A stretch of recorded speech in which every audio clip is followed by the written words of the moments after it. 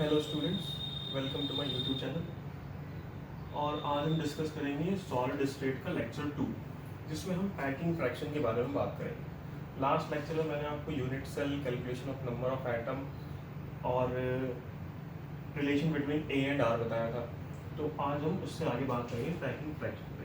तो सबसे पहले पैकिंग फ्रैक्शन क्या है? So packing fraction is simply the number of atom into volume of one atom.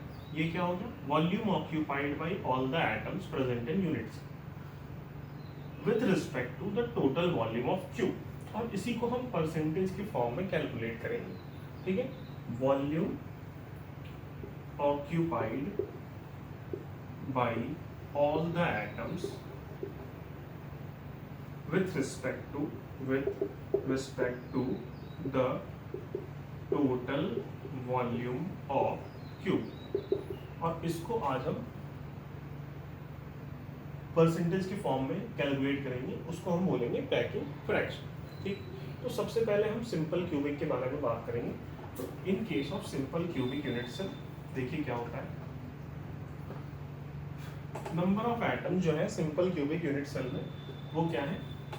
वो हमारे पास हमें पता है कि उसकी जो z की वैल्यू होती है z इज इक्वल्स टू 1 होता है for simple cubic unit cell.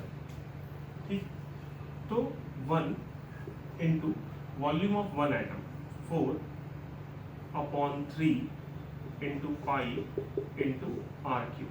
और वॉल्यूम ऑफ क्यू कितना हो जाएगा? A cube. ठीक है, अब देखो is equals to 1 into 4 into 22 upon 3 into 7, ठीक, into r क्यूब। और हमें क्या पता है? a is equals to 2r है, तो 2r का क्यूब। ठीक है, अब यहाँ नया क्या आ गया? 4 into 22 into r cube divided by 3 into 7 into 8 r cube. R cube से आर क्यूब कैंसिल हो गया, 4 से 8 कैंसिल हो गया 2 टाइम में, 2 से 22 कैंसिल हो गया 11 टाइम में। ठीक है, और क्या है? हर जगह पर इंटू 100 भी है।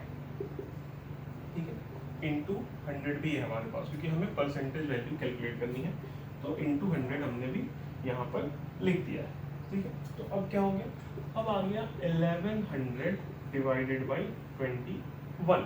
ठीक है, अब देखो, तो इसको जब हम सॉल्व करेंगे तो हमारे पास क्या आएगा? 52.4%। ठीक है, अब देखो 52.4% क्या है? जैसे अगर हम एक सिंपल क्यूबिक यूनिट सेल ले लेते हैं, ठीक है, जिसमें कि एटम्स अरेंज हैं at the corner of cube. ठीक है, तो जो 52.4% हिस्सा है इस पूरे यूनिट सेल का, वो एटम्स के वॉल्यूम से ऑक्यूपाइड है, और रिमेनिंग वॉल्यूम क्या है? खाली है।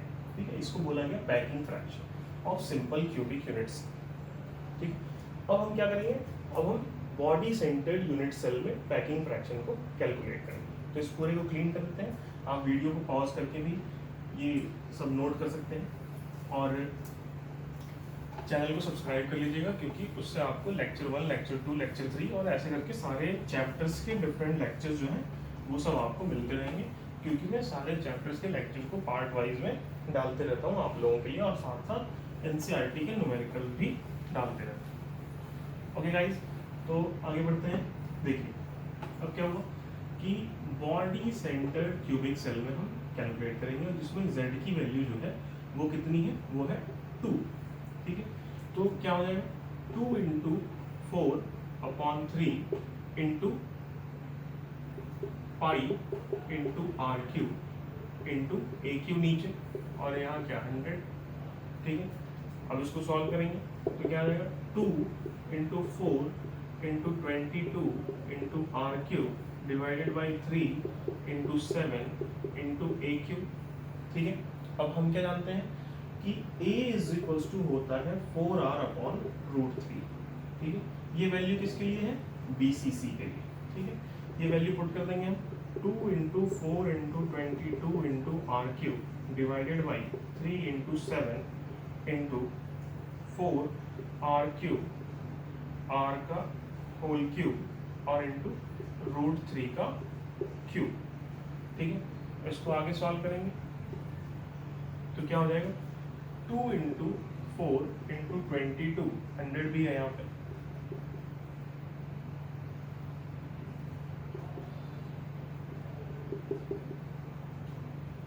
To into 4 into 22 into r cube, 22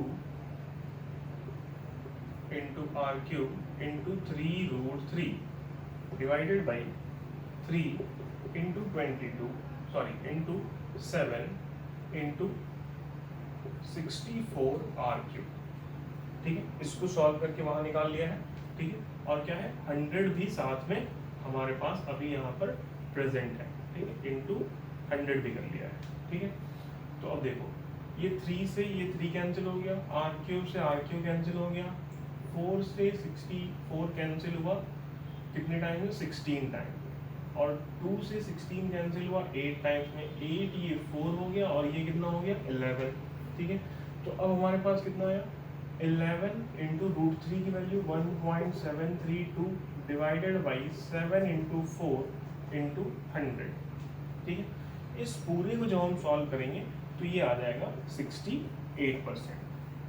तो इसका कहने का क्या मतलब है कि जो बॉडी सेंटर्ड क्यूबिक का जो यूनिट सेल है हमारे पास, उसमें 68% जो हिस्सा है वो सारे एटम से ऑक्यूपाइड है, including the central atom, and जो रिमेनिंग पार्ट है इसका वो 32% आएगा, वो क्या है वो अनऑक्यूपाइड है। जो वॉल्यूम है 32%, इसको 100 में से माइनस करेंगे तो 32% आएगा। तो 32% जो है यूनिट सेल का, 32% जो है वो अनऑक्यूपाइड है। ठीक है, अब चलिए आगे बढ़ते हैं, हम चलते हैं फेस सेंटर्ड की तरफ। इसको आप नोट कर लीजिए, पॉज करके वीडियो। चलिए फेस सेंटर्ड की तरफ जब हम चलेंगे तो अब फेस सेंटर्ड में क्या है, फेस सेंटर्ड में जो है कि हमारे पास फेस सेंटर्ड क्यूबिक में क्या है z की वैल्यू 4 है। ठीक है, तो क्या हो गया 4 into 4 by 3 into pi into r cube into a cube into 100। ये फॉर्मूला लगा लिया हमने, 4z की वैल्यू है। ठीक है, तो क्या हो गया 4 into 4 into 22 divide by 3 into 7 into a cube into r cube into 100। ठीक है, तो 4 into 4 into 22 into r cube.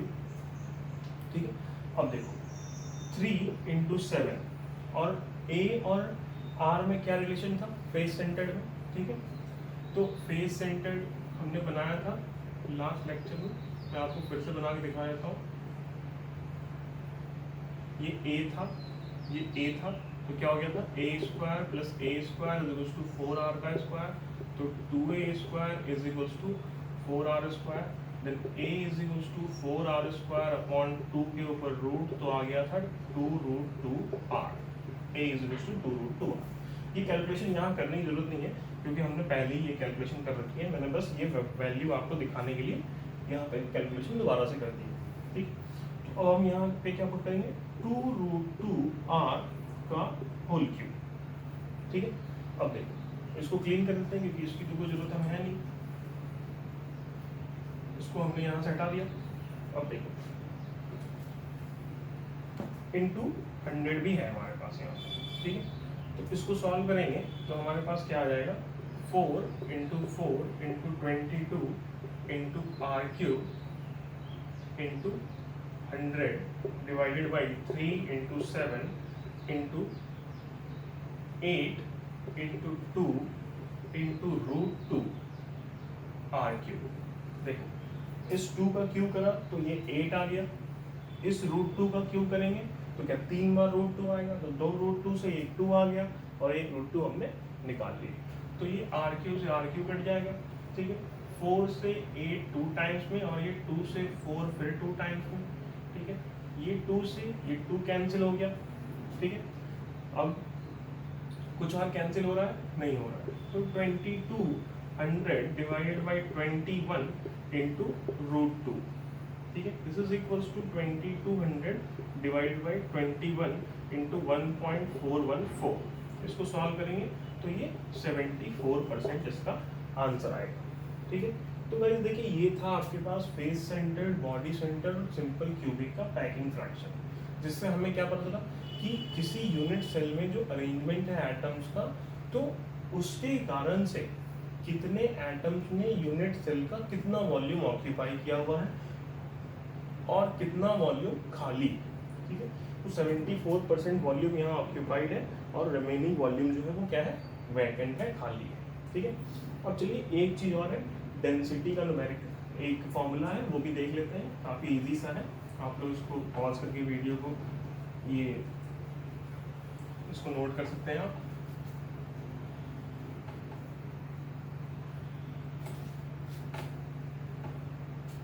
चलिए देखिए फ्रेंड, जो डेंसिटी है, ठीक है, उसका एक फॉर्मूला है Z into M upon a cube into N A, ठीक है। मैंने डायरेक्ट फॉर्मूला लिखा है क्योंकि हम उसको डायरेक्ट ही यूज करते हैं, ठीक है। D stands for density, Z number of atom, M mass, A Q जो है ये क्या है, वॉल्यूम ऑफ क्यूब, और Na जो है ये क्या है, एवोगैड्रोस नंबर, ठीक है। देखो Z क्यों आया, क्योंकि हमारे पास जो एटम्स है वो बहुत सारे एटम्स है, हमारे कितने एटम है हमें पता नहीं है कि सिंपल क्यूबिक है कि बॉडी सेंटर्ड है कि फेस सेंटर्ड। जैसा क्वेश्चन में गिवन रहेगा उसके हिसाब से हम खुद ही Z की वैल्यू पुट करेंगे। तो Z की वैल्यू के लिए मैं आपको टेबल बता देता हूँ।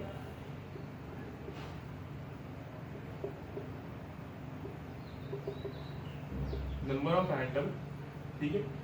जो सिंपल क्यूबिक यूनिट सेल होता है उसमें एक ही एटम होता है, जो बॉडी सेंटर्ड होता है उसमें 2 एटम होते हैं, और जो face centred cubic unit cell होता है उसमें 4 एटम होते हैं। तो हमेशा इसको याद रखिएगा, ये जो टेबल है ये Z की वैल्यू के लिए है, Z वैल्यू के लिए, ठीक है। तो आज के वीडियो में इतना ही है, ठीक है। अब नेक्स्ट डे इसके नेक्स्ट टॉपिक को लेके आएंगे और उस पर बात करेंगे, ठीक है। Okay, thank you.